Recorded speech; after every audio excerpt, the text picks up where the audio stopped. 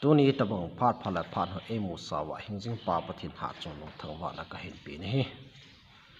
ke ma dia so ki kur khupi hulam hilin jang aning lang khana pui ma het pi lo wa igam inamo ta sa la thaga wa akidu do da ding dei sa na zala pan la jing khat chu ka hi ije sun tu ni khun jong igam sungu inam sungwa pakai pathin na to da na thil bol da na thil gun chule tu chung igalo hi pakai pathinin e ko naw ta sa la lagawa inam piu e sim tu na diu le e tun do na diu ga la hi ti i het thim pe che kin na diu ben holim na ka hin nei nom ki den he masa penin pakai pathin menin ichi ka holim na hi nei nei ngai pi ben tia tim na ka hin nei kin he galatu inei jing sungu wa hin gan theina za chom chom tampi itu ta ve ne chile wale na transportation lama gan theina nel cha economic sumla pai lama tha sam na gan theina sule khuchen weng chen hiti chun za chom chomin gan theina tampi itu ta ve ne gam sunga tong khain khusung weng sung chen lagi a tong khai sule hobung sung a tong khan a tong khata ne hiti hi ji chun ipilung gyang ngai tu inei wam kanam mi te ho ipi hi bol lew khan gam inamu hi hong ki du doi hi chi gan theina a ko ni hing ong tho lovin thota le lagawin ki pa ta le lumong selin hingjing pakai pathi i ho thei di vem ti pai tu ni ni kwa ikido de question len pin so he ta ne he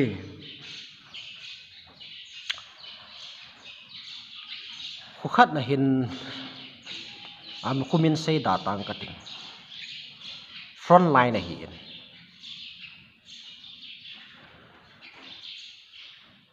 sumla pai lo na chen lagi ha sat pha den akhumi te phap khan hi khusung da lain munchuma hiti chun ama hi na thei hin na thei ki holin om ta wi na hi le khusung ke vai pu akitup thei ta pu in khuchen veng chen akitup thei ta pu a hin la hi chi area sunga khumi te ho am cheng sun panala win hiti chun khusunga veng tu bu bin gam sunga veng tu bu bin a hin la om cheng ho hin boarding la am pu in sumla pai lo na ding la ha tai khusunga cheng ho be hin ka bol thei pi no ka ni le ki bol ta winge ati be heti chun ka ni le thowin ahong ki pan ta win he le ho sapu na za dai na satan ho sapun opo sa bol wang chun khusung mi ti hon hichibe ka bol lo le iti ka hin diu ham ati ta be na hi le azo zo nan ho sapu to ahong ki mu da to ta ho sapu in jong heti sun ku ki in pi ko ma ain he ta ni le ku ki in pin jong hi chi khumi te chu a ko hi chi chung chang thua ki ho lim na nei le ai le hi chi khusung mi te chu le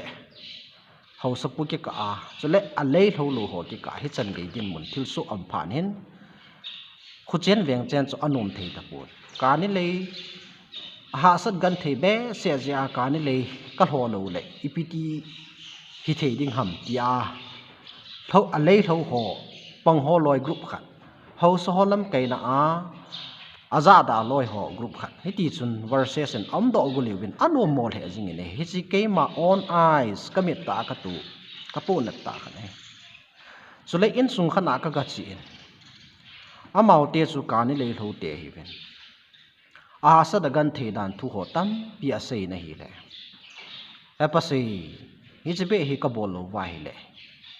ept ka ki man sa wa ka cha te ept ka to sat ding ham ale ka sim na wa ti hi ka zaro ki ni ama ki chu hi lo ding hi tabang nga hi enam sung wa hi gan theina za chum tam pi tu adei sana gal jam ho ai lo wala front line na cheng hu ho le veng ho hi a tu di ser bin hi hi chu hi ka gela la hin ka long thima ka puna be sen kan nei pi to an ngol taw na kala ro honen pakai kanam sungu ta sa la hagawin nei ki do sa tawin ka gan thei be se win bol lo bol ma jong ka bol gam tawin nang ma jong ka hol thei ta pu be pakai ka ti je chun tu ni khu hin na pum piwin pakai pathin na to la thil gun ho i het do thi wa inamu hi ta sa la hagawa akitun do gang ding dei sa na sala hi video hi ka hen bo la he hi chin ding a hen Bible sang pathin thuwa konin sim do na hen nei Psalm number som thum la thum chang som la ni na apathinu pakai hi kha nammi te chu anun nom a hi win pakayan ago ludia alhan do mi te chu anomu ve abana GMFDI muna pakai pathin hagau thupun khanin IPSM tiale Israel te khu ta sa akanam hlan a hi win nang howang hagawa kanam hlan na hi ve tu ni hin lungil ta inam sung chung chang thu hoi tan ngei tu tin achi sa tu din mon chule aung hlung ding lung lai gilen taw na ta thu in ngei tu so ke ute alin aneu nam ngai lut na kiti a hen koima alin aneu a ho awai am chum pun e bon sawa thakat hi we ne pan na inei su ke we ti cho i sei do nom pi pi no hi ne he enam sungwa kon khani pi sem tiale nam na tong chun nam na ki to han pathin na tong chun pathin na ki to han nam pi thu sei chun nam pi thu ki sei han pathin thu sei chun pathin thu ki sei han tia boundary si ma sep han jong yu mo bin he hi chi concept mi di lo ta hi ka su pi te ho avela inung sei ki lo di hi ai ho hi theocracy hi ngai we pakai pathin vai hop na no ya ngai we ipidinga nam thu chu mai koi wa thagau thu chu mai koi diu ham na nam na gam adam lo wa hi le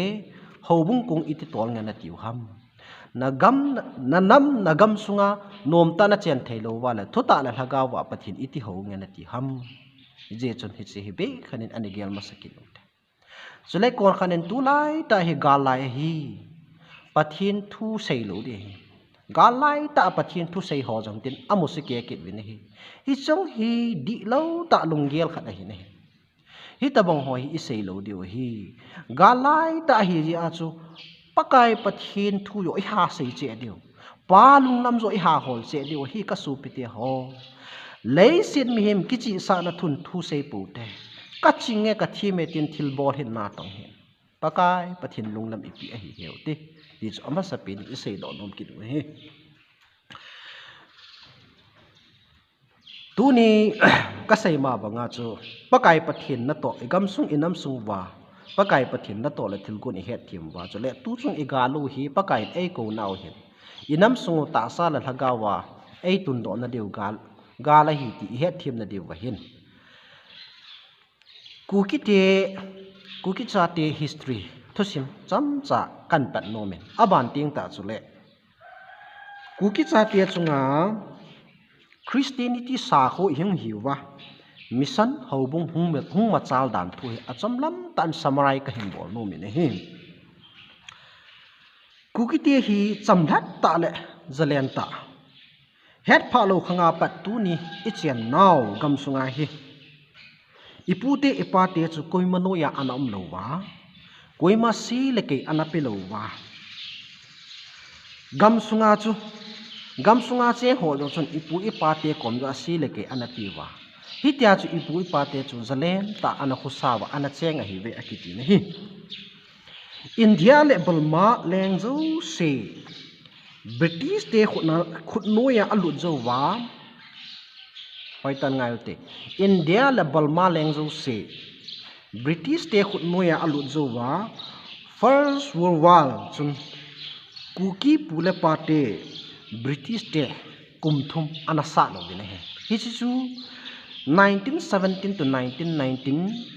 Anglo Cookie War tin he vin he he ti chun ipu ipa te ven van noi thang British te chu hichlai pha sung be kha chun anaki do pin ai ni ki sat pi win azalen nau gam sung hu bit nan na ana tong vin hi le ku ki te chu van noi le sin nan min len ta thusim len ta khat ai ni siam do pi ke ta vin he abanin galen ni na World War II pha lai chun Subhash Chandra Bose to ki tho in INA a anapangun Japan te to pang homin Cookie country avela ki tundo kit na dingen zalen galsa pasal hang san hon ipu ipate hon anabol kit bine he malai pula pate chamhle ta zalen ta analen naw chu par khat line British te wan noi thang sap kang ten anasumo he ji bine he henna wan noi le se thilung ki khel dung zo yin sap kang te British ten jong avai pu na avai hop na India gamsung sole gamsung ahin dan hatawin India te in British te khuna kunin chamthat an mutawin he ti chun bal mate in jong amho ato phau mi te khuna kunin chamthat an mutawin he tia agam sunga chamthat na muna ahung umma ki vai pu na ahung ki khel pha chun tua iseyu ipu ipa teu zalen ta ana chen naw gam sung chu gam thumin ahung ki hom khan tan hi chu e hon tua India Burma Bangladesh cha he no hi ne hi chi gam thuma ahung ki khop khan phar bin ipu ipa teu zalen ta ana chen naw gam sunga chun mi khut noya ahum pan tawin ahi na bang tat azalen now freedom movement so ana nei thei ta po bin he ki itu simba ko ne taki mo ne hi chu phar khat la ya ipu ipa te sap kang te British te na gan thei ana thu na chung chang thu achu an hi ne hi aban ting la hin ipi hung hi ki tam tia la hin sang khat la zaku som ko le nia pat na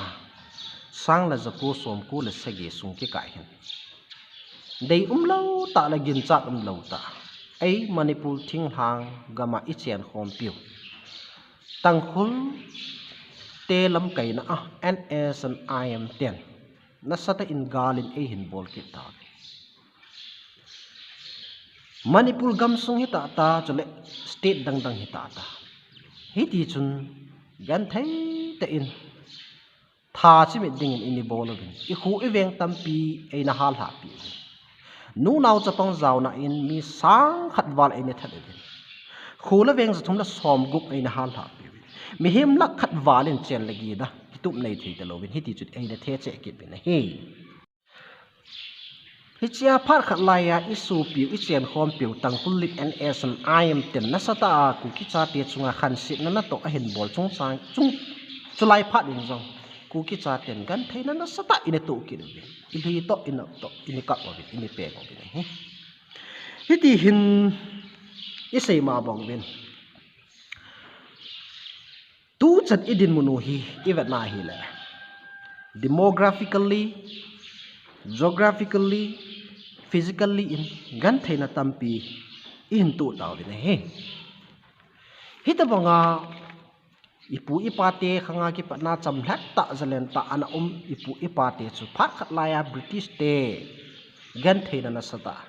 ini lon den jo cham khat jo wen hong chi ki na hi le chen khom pi te ho a ku nin jong gan theina tampi in tu ki taw hi chun hi chlai phat don ta hen ipi hong ti tam kya la hen itia gan theina ini tu jing phat ho hin ipu ipate thagau mi ma sa ho phat khat amo chu pu sei thang dongar pu hel on ho kip pu on hol hlung dim ki ti ho loi hen ku ki nam mi te hi ichon se naw I bol hil khano hita da ham ji chun ichon se naw I bol hil naw ngai dam thu mu hitin pakai kom tel taw hiti ti in hiti chun taw na ana phut do bin KNT kuki nampi taw na anati in mor sang lai ko bru la hita ta ko bru mul hita ta hiti chun amuna adei sanin chulaya chun ko bru mula hin ana ha chi bin mi zanga cheng mi jani jathum azolna sang khat cheng hiti chun en ngolin khawdit pun kisilin kuki nampi adingen taw na anatan kit taw bin hi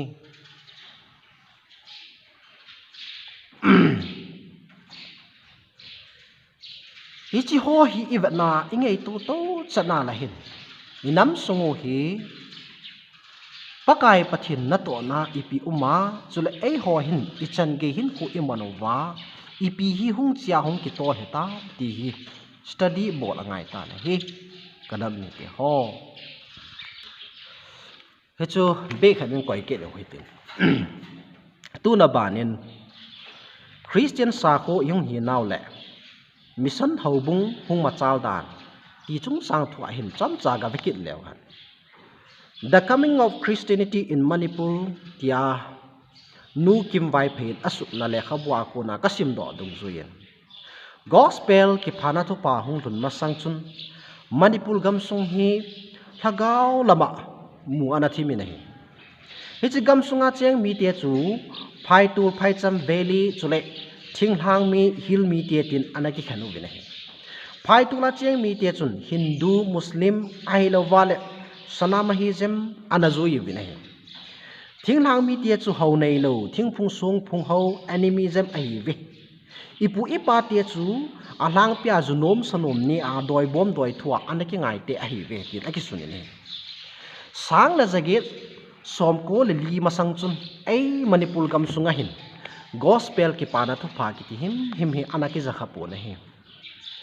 pathin hing chapa Jesu Krista ki pana thu pha ki mo mong chu anaki zakha lo chole asai phungding le ahil chingding le asam phungding lo anom lo hin la chungmang pa pathin thil gun dung zu yong hin tin sang la jaget som ko le li kum chun Arlington Aborigines Mission Akona missionary Reverend William Pettigrew kitipan Manipur lay sit chunga gospel kipana thu pa chu ahin pulut ta na hi le Manipur gam sunga dingin Christianity sa khu chu introduce ang ki bol pan ta na hi hi chlai chu hi ti hi hi chi Arlington Aborigines Mission Akona missionary hung pa pu William Pettigrew hin Manipur gam sung hi ahin chun lu ta ama sapin hin phai tu la achi na hi le phai tu leng pa ti chu mai thei cha te phai tu leng pa hin anaza da tan anasang ta pu na hi chiu cham khat zo win hi chi missionary pa chu thing thang gam Manipur hanglam gam ke ku ki khu senwon kitia chun anachi kit ta na hi le senwon khu ho sapu pu kam klun singson chun anasang kit ta pu na hi swa kun chun sang la jaget som ko la nga chun hi chi pu William Pettigrew chu tangkhul te gam ukhul gam ke ya achi na hi le hi chi okhul gam ke sunga isu piu tangkhul te chun pu William Pettigrew ki pana thu pa pu gospel ki pana thu pa chu anaki san lu taw na hi le ai Manipur sunga dinga gospel ki pana thu pa ki san lu masapen nammi te chu isu piu tangkhul te anachang ki ta na hi ahin la pakai pathin thil gun dung zu yang hu hi kin hen tin sen von ko ho sapu pu kam khulun sing son chun pu vile ma kon in gospel mai wa chu ana sang ta hi jong le sang le jaku som ko kumin Wells Praise Veteran Mission akuna pu watkin a robot in gospel mai wa chu ahung wa sa ki ta na hi le sen von ko ho sapu pu kam khulun sing son chun ana sang ki ta hi cha ki pa chun ai Manipur gam sunga ki chingthang gam ai Manipur gam sunga ku ki cha te chunga gospel ki pana tha pha hu lu ma sa pen chole tangkhul te ban ta Christianity sa ko in yung hi naw ma sa pen chu ong hi ki ta na hi phar khat lai American Baptist Foreign Mission Society akon pu Reverend U.M. Foxin 12 December 1914 kuma karong muna pu song zapau kip gen tuzang vai chong ho sa pulam kainan mi som lani tui analu sa nya kipat Manipula ei ku ki chen hang mi te la Baptist ho bung กิลอยขอมนะหุงกิปัดนะอันนั้นฮิกิตายที่ทุสิมาโกนกิมุกินนะฮิตีเห็นไอ้มันปูทิ้งทางมีเตเลกูคิดเยละกอสเปลกิปานะทุพาคริสเตียนิตี้จูอเมริกาเตเลเวลส์กรุ๊ปมาโกนินมุจิตุนเอากิตุลุดานสวากุนจุนอ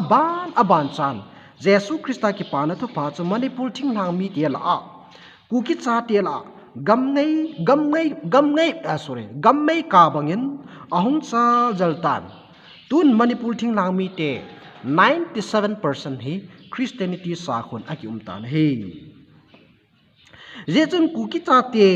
manipula kuki chate la Christianity hung hi kalo hi kum khat wal aung hi ta hi ti chun 2010 kum chin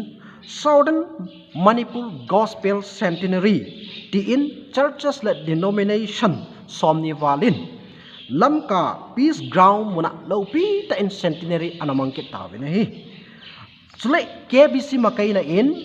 churches zo si ho Baptist churches zo si ho min 2014 kumin tuzang vai chong muna lopi ta in centenary chu anaki mongkit ta na hi heti chun Jesu Christa gospel ki pana thu pha hunglu na ikisa no wa Christianity sa kwa yung to ki honin alpha le omega pakai pathin di ta honam mi te cha yung hitawin he hiya cha zowa ka hin sim do sam number som thum la thum chang som la ni na apathinu paka hi kha nam mi te chu anu nom hi we paka jin ago lu de alhan do mi te chu anu mo ve ti chu ichang tawin he hallelujah amen pakai pathin lo pi na pi win he chuin Christianity sa khwai hung phat bin pathin le khabu thing Bible nei lo a kho tai ahong kitikit tan hichia chun ipu teniu pu ngul ho thom sang le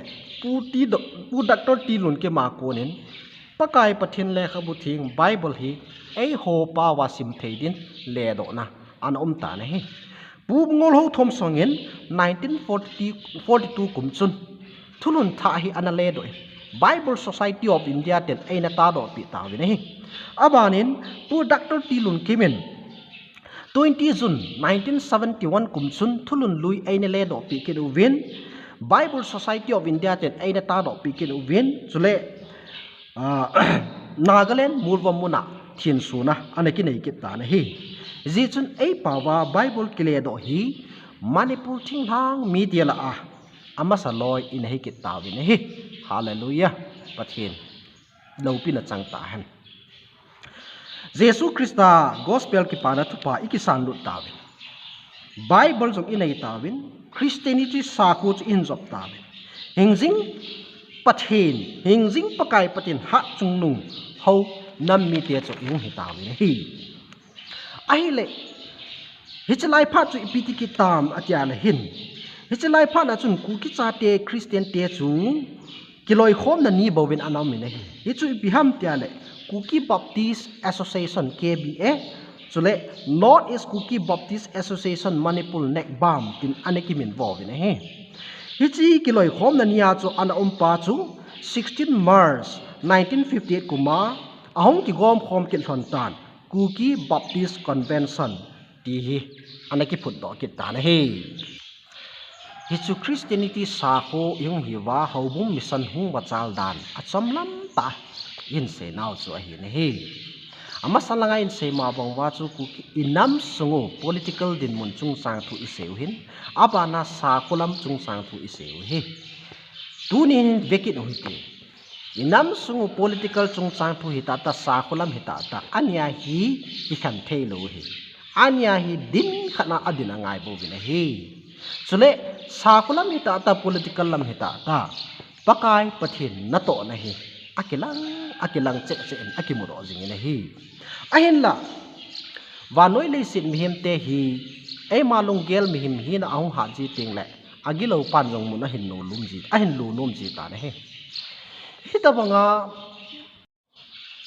hita banga inam su agan thei tai itiwa political movement in bolova thing noi song noi kiven lo akho ta itiwa thing noi song noi in phu do wa inam khang tha khang dong hon him la thal a hin da mo wa gam la na ma dinga pan a hen la pan pha do ve hisa kun chun ipi hung tikit tam tia le henge gam lanam ngai lut na le nam pi ki ven lo ko tan nam pi hi political movement khat nei lo ko tai te in pat pau chu aphamo pui a hi wangin ipi hung ti ham wang se ta in alam lo be thil khat inam sung wa henau ki tan hi chu ki khan tal na chule inam sung wa ai le e ka a ki do na ki tu mo na na sata ang thuk ki ta na hi chule hau thula ma jong chun pakai pathin na to na zala thagau thing ki thu pi na zala Christianity sa ko hung hi taw ne he a hen la ki loi khom na hau bung in sim pha in sim lo a kho ta itiwa ki loi khom na hau bung in sim pha do win min chom ki khantal na ahong pung che sa ki ta na he hi ti chun inam sungu hi political movement hi ta Charles movement hi ta masanga chun midang ho midang aku na gan thina za chom aina to ho chu thildang hikit tan to hin hi chu hikit talawi isungu wa hin gan thina na sata ai la ai ka ki het hil na ki tu mo na ki tha tu na nasata ki khantal na nasata ahong tan da le jing in hi political movement langa isei ke na la chun ipi bolwam itia la hin hi ti chun kiloi khom na min chom tampi ki si mu ben na i tok pha do bin ilung gel wa ke koi mat thei ta pon ai la ai ka ki do tu na kinil bau tam za chum anam lo ta hi chuna chung na ho thulam jong invest ki na la hin ipi hung ti kin ta ho bung min chom ki sa ding in gung ki ta denomination chom in ki khan ta be ai ku ki cha te lak nga population tu idin mon hui a hin la van noi denominational minzo se la churches minzo si ikipam lu so ke ta ne he hi chu ho hi iwan na hin a phalam ham asilam ham pai tan na lungil tan ngai tu su ke ki khantal hi aphai ki bam miyo sit apapoi ki su ke ai le ka ki tu mo na hi aphai ti bam miyo sit apapoi ki su miyo sin ki dei chu ki pum khat na hin na sule lam pi khat zo khom ding ta salam hi ta ho thulam hi ta i dei su ke he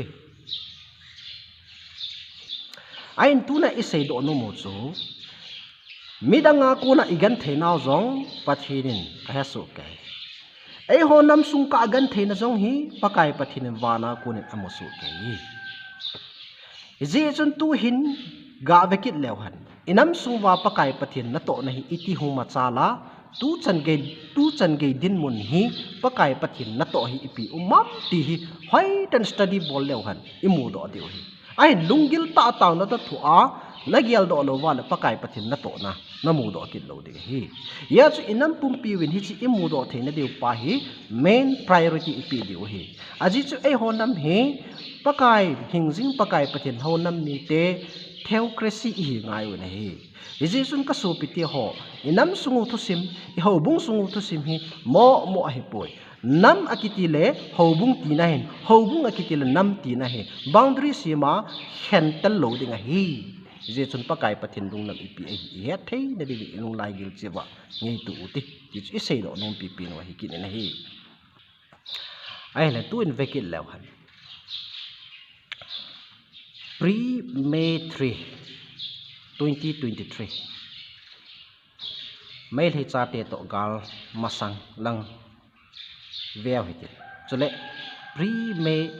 post May 3 2023 mai thei cha te to gala i hum pat sunglam hi veket ta hi to in sei zo se chu gal masanga idin mo lo ise to ma bana hi gal hu ma ke patna imalam hin khu diu hi ipi ibol wa iti pali la deu ta ti pai i sei do nom ki do hi ezi chun aniki sei jing tu chung mai thei cha te to igalo hi pakai pathin ku kinam mi te angai lu na ako na gala hin khatna ani na chu biham te la ta sa la hagawa politically sole spiritually ya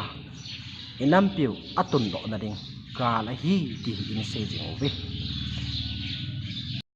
gal masanga kuki chaten political movement na in nei chu ipiham titia la hin za chom in sam phongove zalen gam ailova la KSDC ten kuki state demand committee in ki phut do in hiti chun state demand in bolove meeting no isung no hovin movement za chom ana bolove azo na en group ni umbrella ni hum uve UPF hita ta chule keno histe ni ahin yung ki khai thawe UPF le KNO in standpoint chu ipiham itia la hin hiti chun aung ki he central government to chule state government to so him kham ain bol tawin ain la tawin suspension operation an nei taw hisya ku na chu kinup tu chu ipiham tele Manipur integrity ke thailo ding a hi territorial council ka ngai chatawe atn hichi TC no ya chun chartal izan ham khat hi agul thawe hichu inam pi dewa idei saule ithumu chu ingeu chu ang hitana he aile tu hen gal hum pha nen TC hitaloben separate administration UT Union Territory tilang zoi ti hong chikit taw na he isay ma bangwa chu phar khalaya UT TC Territorial Council Ailova le KSDC lam kaina State Demand Committee State Demand iniki bola abang le kuki country jong he thading he ti lo jong za chom in sab mo he kuki country ki thum jong le ai ho tit hikit lo state izan in demand ki bol jong le ai ho tit hikit lo ni ya chu lam kai hon anivat tu chadwa TC ai ho dinga phachu ma hi ki pa chu anagu no hi hin la lam kai hon hi chu anagu ta jong le May date 3 2023 nin pakai pathin na to ong ki panta TC hitalowin tu hin atom back separate administration UT langzot yang staw na he ya chu pakai pathin asai nang ho hi nanamu hi ta sala thagawa katun do ni hi bi ki pa chu hi cha ku na chu thil hi study hoi ta ivat na hin pakai pathin na to ai hung ti langai ta he inam tiu ilung neo lo de wa hi hichana chung na chun pakai pathinin ka ko naw gal na hi atikin ala hi ipiham utian hi isei tawe inamu hi asisa atal sa azuwa isei do political liazong ti khantal de ki tu thailo pum khat jong ki the haula ma jong ki ma ki tu thailo pum khat ki thailo ki kalman mo thagaw mang thai ki tamta alam lowa sum ki holta za choma vanoi le se chon dan zo se hi ki pu lu wa inam sungu hi hoi tan ve tu chan pakai lunglam ana hi lo ya chu hi chi pakai lunglam ana hi lo na pa hi pakai pathin tu na hi thagaw lama ai sin phat num ki no hi ya chu hi chi thagaw lama ai su tu theina de wa chu koi ma hau bung tum lo hi chi koi ma hau bung tum lo be a inam pum piu ta sale thagawa akisim tu theina ding pa chu pathin to gun len ta hen nei ta ya chu hi chi gal hi hoi ta ibadala ei ho kinui sina gal jong a hi di puin ei ho man tha na ding gal hi puin thagaw ta sala thagawa ikisu tu na de gal hi ki chu hoi ta ki mu sina hi ji chung gal hu ma ki pa na hen ipi ti tam ja le pakai pathin a sei pi pin chu hi chi gala hi ka ko na hi ve athi among tam pi taw sala gala hi na kha ro na diu hi gala i kha do na diu chi pi ham tele i chon se naw pathin lung dei lo lam i bol na pa ho i chon na pa ho ei mo ho ming ki chi sa na dan i ki sim ho i cho zo se chu i le tha wa pum khat hi diu chu pathin a le sa ya chu na ho pum khat hi win abana pum khat ini hi thailo ji wa chu side effect len ta an ta hi chu pi ham tele pum khat aki hi thailo phara chu lung gel ki koi mat thi telo ki ngai lut na anala sam ta min ama ngai chang ki ngai lut na chang wala sum ngai lut na tong tam pi ta ya chu ki ngai lut na ana ha sam pha na chu tu chu igalo wa hi pakai pathini ki ngai lu win nang ho khat na khat ke ngai lut ka hi chu le isei ma bong wa chu Christianity sa ko hi wa chule political movement izat in dei wang wa chu chon set na jing pa pathin lunglam hitalo ya il hagau hin kho ama tha ding atam pha na chu thagau mang thai kho sa ubin thagau wa mang na tam taw ve ti chu pakai pathin message to pi pe da ni hi ya chu kanam mi ke ho tu chu igalo hi mo ga la hi pun history u pha pakhat in sei taw ve chule Christianity sa ko hin wai mission na to le church chung chang thu hung ma cha dan isei taw ve hi china chung chu na chu aban chu ipi tam hi asu pakai lunglam pakai lunglam hilo ham i chon naw inam lau hi cho zo si din mun hi ibana le tu chung igalo hi pakai pathinin ta sa la thaga ba ku kinam mi te ei tun do na diu ka la hi je chun nam lam kai ho na tang ho lung lai gil tan hi chingei tu ti nam thu achomin koi pu tin ho thu achomin koi pu ti tha khat nei nanam nagam adam lo wa hi le iti ho bung dam ding ham ya chu igam inam adam lo wa hi le thu ta la thaga wa pathin iti ho the diu ham tu ni khun ade sanen hi chung sang thu a hen church leaders ho nang ho kidar se hi bin pakai pathin lunglam ipi a hi heutin igam inam sungo dam na dingen pan la chi taw te ti chu isei ro nom pi pi no he ji sun tu hin kanam mi te ho pakai pathin thu thiliza in sei ro no wa he pakai pathin inam piu ta sa la ga wa ai tun do na diu pai thil dang a hi pui hi chi wa noi lei se i chen naw hi pakai i chen naw wa nom ta ilen na diu pa hi pakai pathin main priority a hi pu ne he pakai pathin main priority chu ipi ham itia hi le aman jo asei wa noi le sit pumpi aman sanga nang hol hagau khat aman ding ka i joy pakai pathin a kho sa chu ta sa hi pu i hagau hin khoi a kho sa hi bu Israel cha te pakai pathin anapui na chu hagau hin kho sa ga anapui bu bi ne ya chu le si na hing na la hi ji wa chu ama lungmung sela ki ho thein na de wa gam lagu anapi ji ya chu tu ni nung khanga jong hi ku ki cha te hi Israel cha te khu ta sa kadam than hi win nang ho he thagawa kanam than hi we atele pakai pathin na to gon thil gon kidang ta khat he umei tai ti chu mu do hi he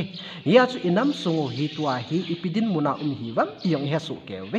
chula mabana hi ipi bol le hot imachal du ham ti hi ei mo mi hing kichi sa na le ei mo mi hing lunggel ngai to a sei thi su tu thei thil hi ta pui pakai pathin divine intervention chunga ko na pan pina kidang ta ti lo ai hoding in lampi dang ampun hi ya su pakai pathin ichungwa inam sungwa na ato thina dinga chu alung lam ipi a hi he diu pakai kon ho hi he thi mo wa I chon inam thau I le la wa pakai ikipi la wa lung kha ta pakai kon I bel diu pa hi athu pi pe na hi je chun gamtin sei pu ti thot ang dang kinil bo tam jong bol pu ti ki oi mo tu pu ti nam lam kai ho jong kuima mi tam pin tu lai social media gam tin I sevin lam kai ho I oi mo win chole za chomin koi mo na ai lo wale thuno bo tam za chom suro sa thei thil tam pi akimu jinge hi cho chu hilo dinge hi kanam mi te ho nam lam kai ho jong na pat na thei chan mi pangwen thu sei la sa bol win ai wang pakai pathin lung lam hi heu te church leaders hon jong ipidinga nang ma denomination la ho bung se na ki bui pi ham ipidinga chu na bol ngai na bol jing na lai ham ipidinga chu na chi na ngai chi jing na lai ham tu ni hi ei ma ho bung la denomination ki bui pi pha nai poi nam pum pi level la idam thein du ta sa la ga wa hin do thein du I bui pi pha do hi I ji sun ki gel phau te pakai pathin lung lam I pi hi heu tin ku ki nam mi te pakai pathin a pin no te op khum ei op khum jing taw han ka ti pa e